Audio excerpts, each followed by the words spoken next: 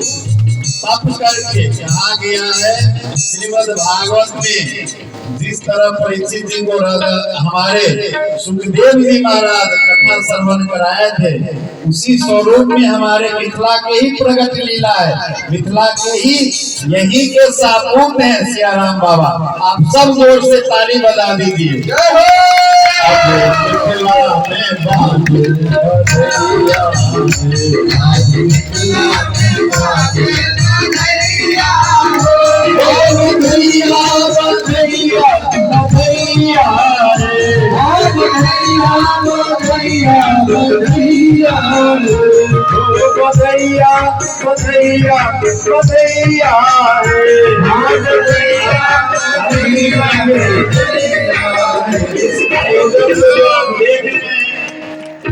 आयोजन आप जो देख रहे हैं ये बातों बातों में हो गई है।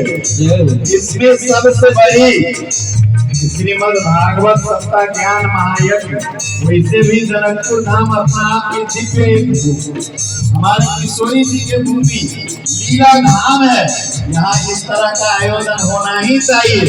पर रंजू जी को मैं धन्यवाद देता हूँ।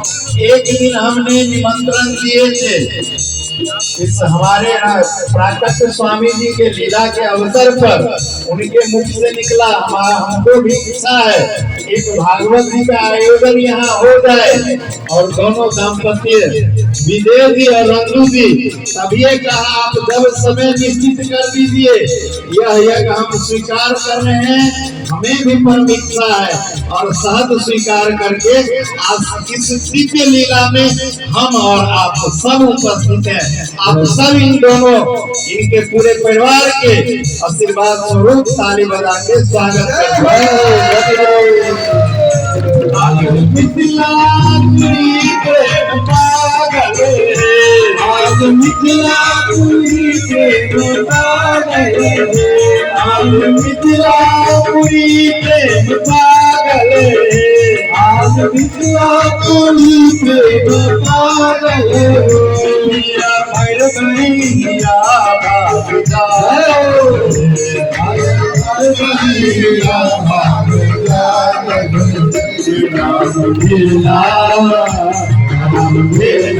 जनक के मैया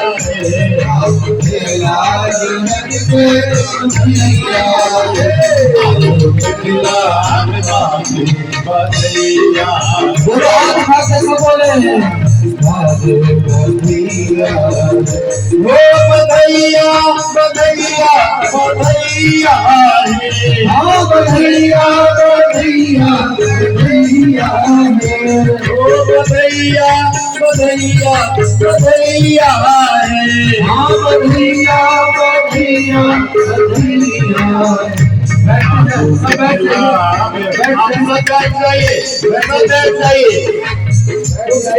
बैठ जाइए आप लोग। सब कोई सुख लेने नहीं आए, सब कोई सुख लेने नहीं आए, सब कोई सुख लेने नहीं आए, सब कोई सुख लेने नहीं आए। युगल डोरी से करूं से नहीं आए, युगल डोरी से करूं से नहीं आए, युगल डोरी से करूं से नहीं आए, युगल डोरी से करूं से नहीं आए।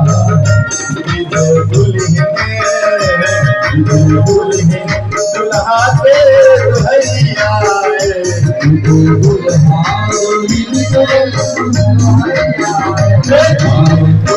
दुल्हन के दुल्हनिया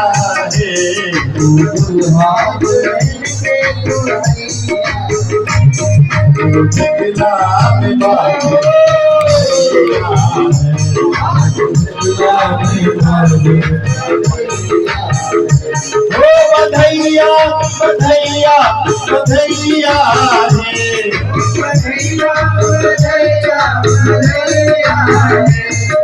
बधैया बधैया बधैया है।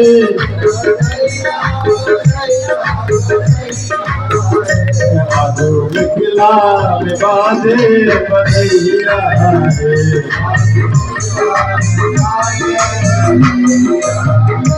आप सबको मैं एक भाव सुनाने जा रहा हूँ। वैसे व्यासपीठ सियाराम बाबा का है, हमारा इजाजत लेने की बाद ही मैं बोल सकता हूँ। यहाँ पर जो भी आज उपस्थित हैं इस भगवान के लीला धाम में कथा के माध्यम से, ये हमारे यहाँ पर अन्य को उपस्थित है ही नहीं। आज जो भी उपस्थित हैं यहाँ पर गोपी और सखी भाव में ही उपस्थित हैं। गोपी और सखी भाव के अलावा दूसरा का इस लीला धाम में प्रवेश नहीं है। हम आपको एक संक्षिप्त मीराबाई की मैं लीला का दर्शन करवाता हूँ। मीराबाई आप सब जानते हैं, बहुत बड़े मेवाड़ की राजमहलों की कुल सुखी, अपनी मर्यादा को छोड़ के राजा राणा संगा के पुत्र वधू, उन्होंने जब देखा घर के अंदर, आप बताते हो घर के अंदर में ही उनकी बहुत प्रताड़ित होने लगी। तब मीराबाई घर छोड़ के निर्णय लिया, मैं अब शरणागति होऊंगा तो अब वृंदावन धाम जाऊंगा। वृंदावन धाम गए हैं, वहां पर उस समय की प्रखंड विद्वान यानी महापुरुष और वहां की वैष्णव संप्रदाय के बहुत बड़े आचार्य, वैष्णव संप्रदाय के बहुत बड़े आचार्य हुए वो जीव गोस्वामी जी। जीव गोस्वामी जी और जब मीराबाई वृंदावन इस पाँव में छाले लेके घर से प्रताड़ित होकर के घुंघरू बांध करके वृंदावन के धाम जब पहुंची है, केवल एक अभिलाषा थी, जब मैं वृंदावन धाम जाऊंगा तो मैं अपनी गिरधर गोपाल का दर्शन पाऊंगा। और उस अभिलाषा के साथ वृंदावन धाम गए हैं। वहां पर जीव गोस्वामी जी का दर्शन के लिए वैसे भी मीराबाई को संत के प्रति बहुत आस्था बनी थी, बहुत आस्था थी, निष्ठा थी।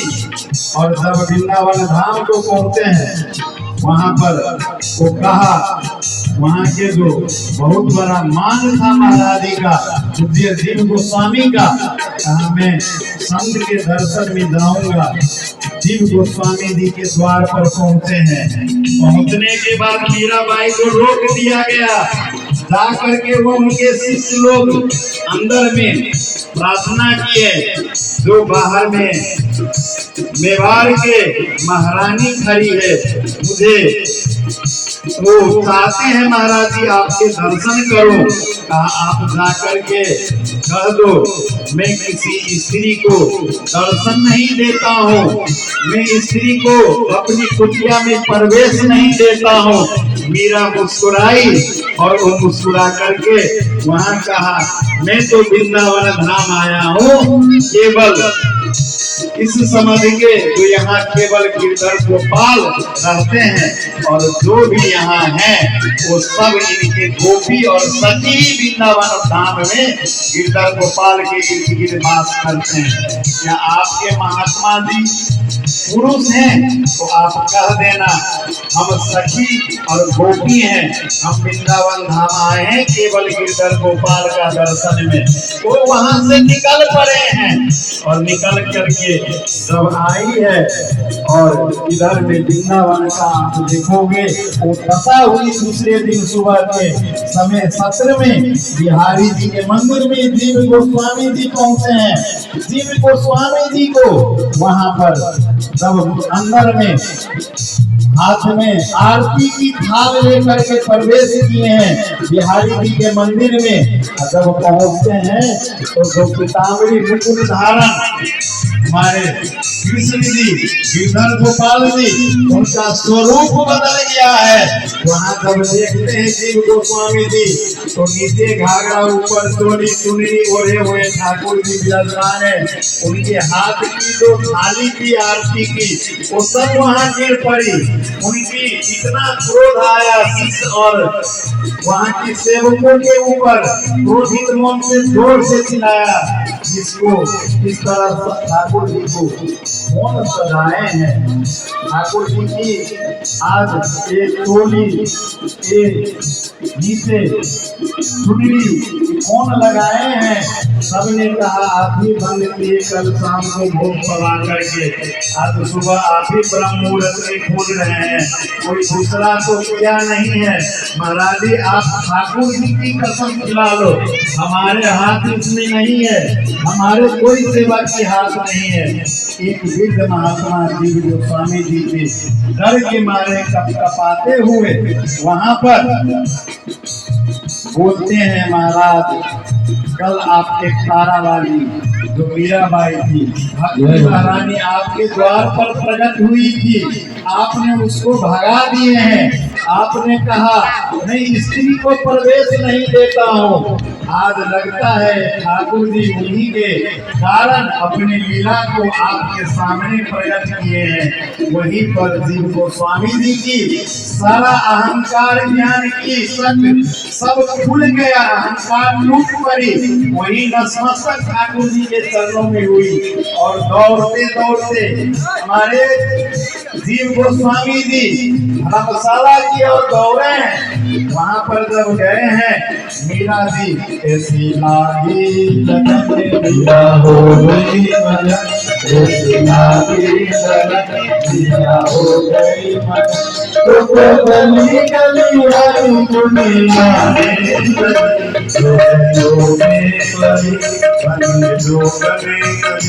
मेरा दीवानी कहानी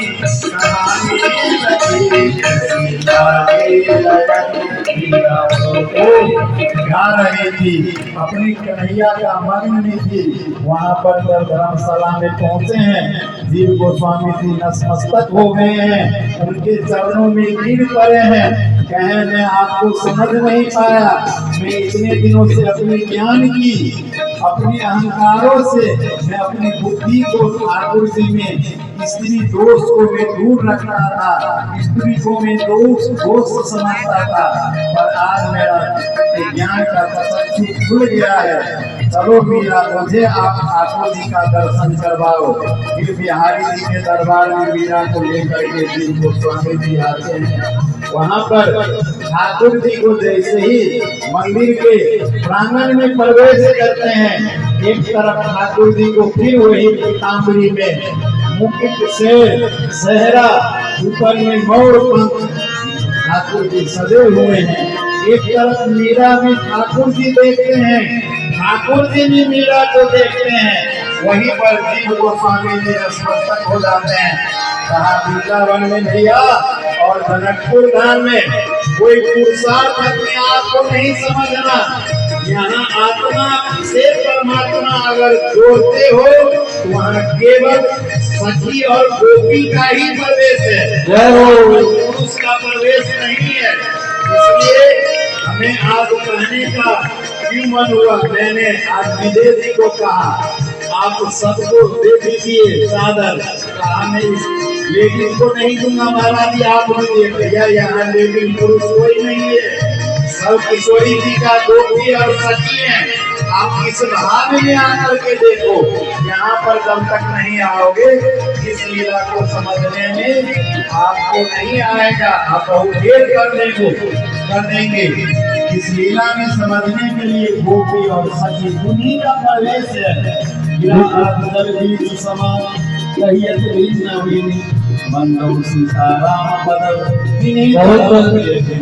अलग नहीं है, ये दोष लगेगी ना राधा अलग है ना कृष्ण अलग है, ना हमारे राम जी अलग है ना किशोरी जी अलग है।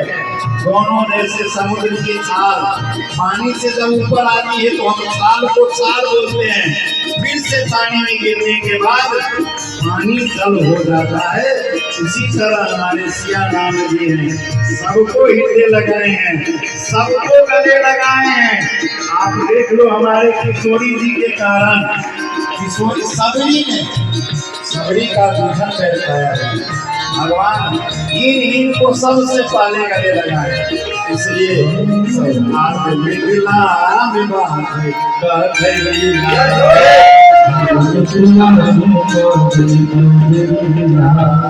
मिथिला आज मिथिला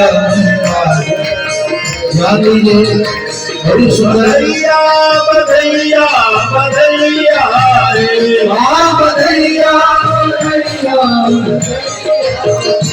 ओ बधैया बधैया बधैया बधैया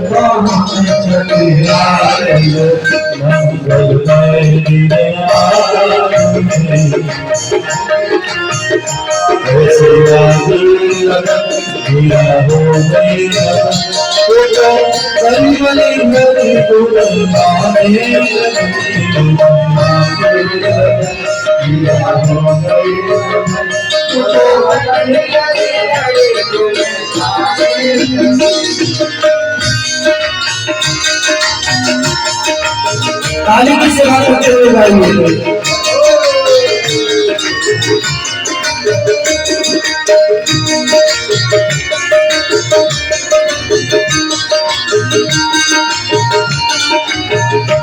महला मेरे प्रभु बन के जोगन चली महला मेरे प्रभु बन के जोगन चली मीरा रानी दीवानी महान लगी मीरा रानी दीवानी महान लगी मीरा रानी दीवानी महान लगी सिया मेरे लगन या हो गई लगन सिया मेरे लगन या हो गई लगन।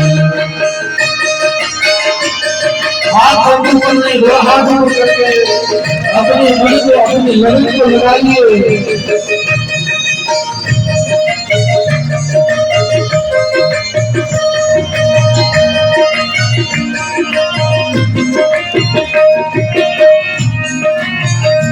वही नहीं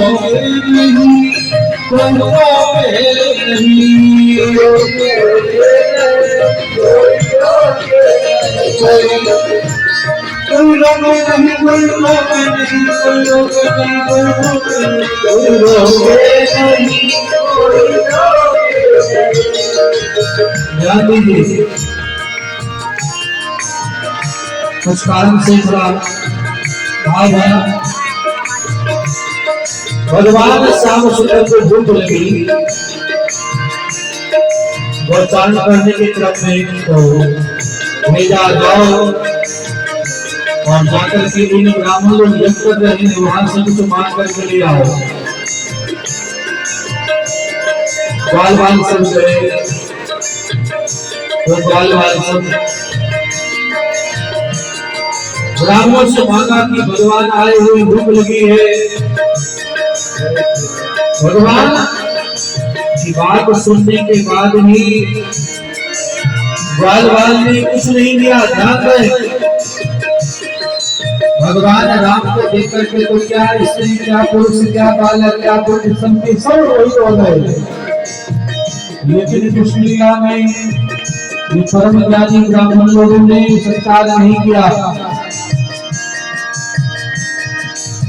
भगवान के पास आकर के कहा कि प्रभु हमें कुछ नहीं मिला, बोले कोई बात नहीं, जाओ ब्राह्मण के पास नहीं ब्राह्मणों के पास जाओ, स्त्रियों के पास जाओ, उनके भीतर भक्ति है।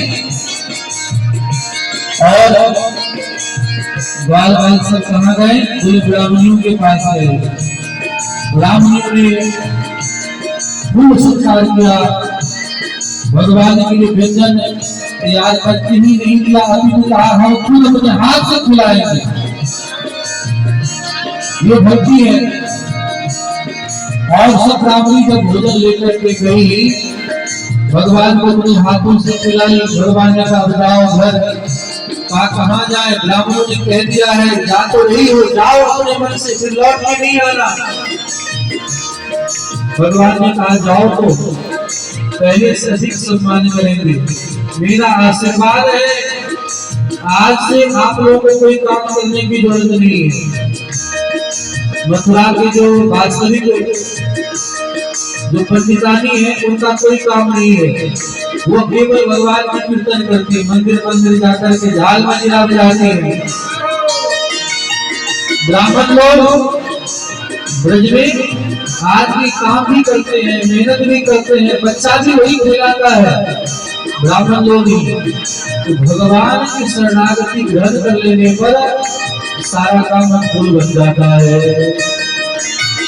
इतनी सुंदर बात मुझे महाराज श्री ने कहा, भक्ति में स्त्री पुरुष नहीं होता है, दो ही तत्व है, प्रकृति और पुरुष।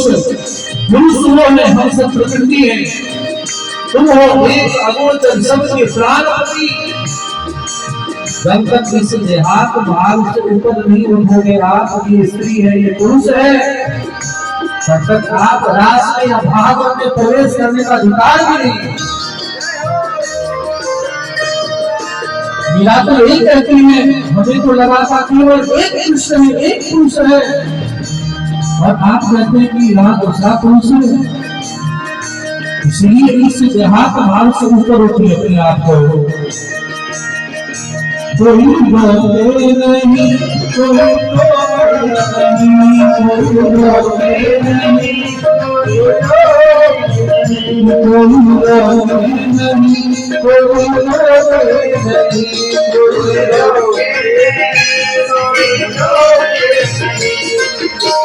यहाँ अभी हम चौकीदार बनकर के बैठे हैं, दोनों हाथ उठाओ। आप सब जमींदार हैं, हम चौकीदार हैं, और हम अकेले चौकीदार नहीं, दोनों भैया चौकीदारी कर रहे हैं, दोनों मिलकर के संभालेंगे।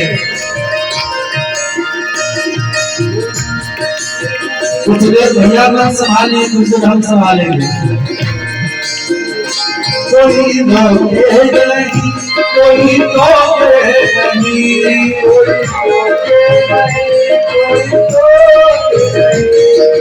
इस बार गाजी खड़े हो जाते, दोनों दंपति खड़े हो जाएंगे। कोई धोखे नहीं, कोई धोखे नहीं, कोई धोखे नहीं,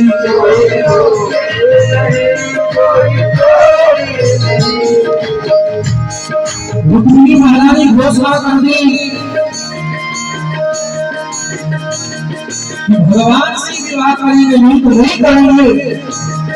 मजबूरी भी बन जाए तो कोई बात नहीं, सखी सब मुक्तल खा लेकर के ब्याह की तैयारी करें। सखियां खड़ी हो जाए,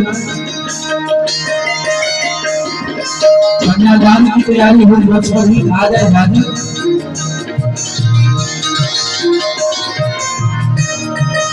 मेरा सब सिर पर ले लेकर के खड़ी हो जाएंगे। आगे सभी सब खड़ी होकर के आगे से रास्ता थोड़ा क्लियर करिए, थोड़ा पीछे हुई आप लोग हल्का हल्का।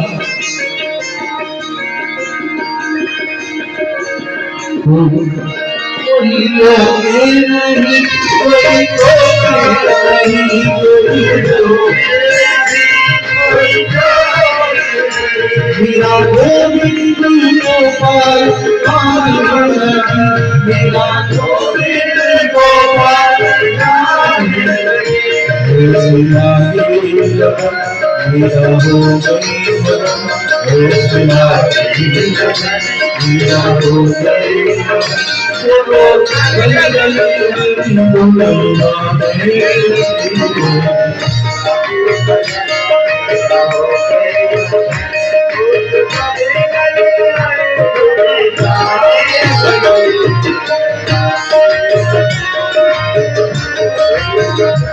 मैं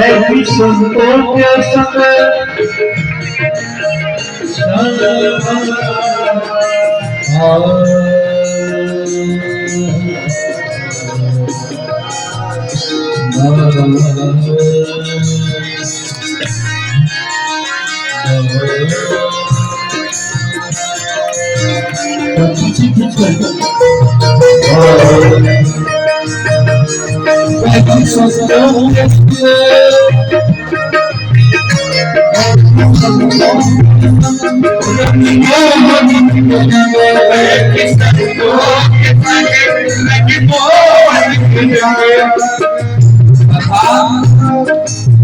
करने के बाद अगर कथा सुनने की अभिलाषा न हो तो उसको कथा सुना ही नहीं।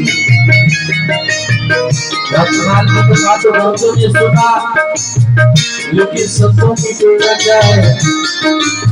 एक बार भी विचार किया कथा था।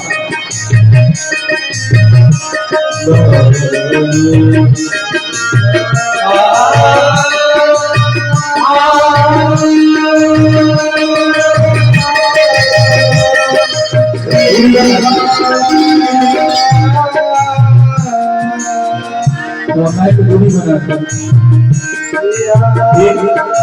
जैसे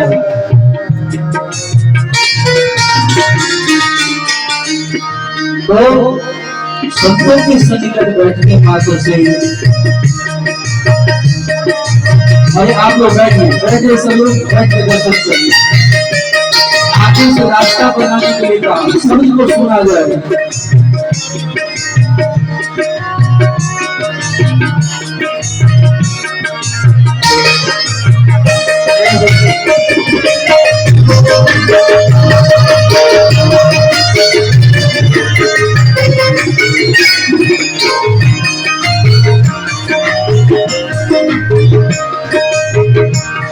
संत के सन्निकट बैठने में क्या होगा?